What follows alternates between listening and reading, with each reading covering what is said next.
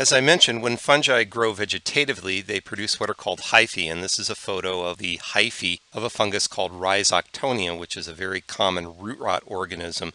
You can see how long and tube-like these structures are. They're kind of like threads.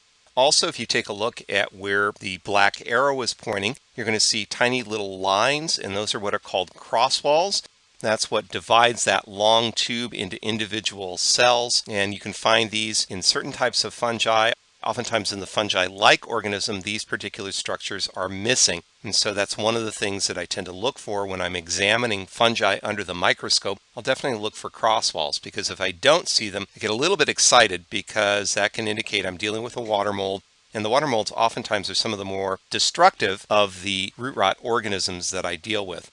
Rhizoctonia itself is also a destructive root rot organism, and that's what's shown here. What is distinctive about this particular organism is that it doesn't produce spores, and really the only way you can identify it is based on its hyphae.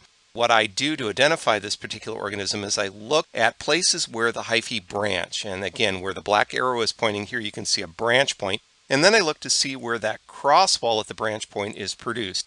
If it's flush with the original hypha from which the branch has been produced, then it's not Rhizoctonia. But if that crosswall is offset just a little bit, forming kind of a T-shaped cell at that intersection, then I know I'm dealing with this organism called Rhizoctonia, and I know I have a problem with a potential root rot organism.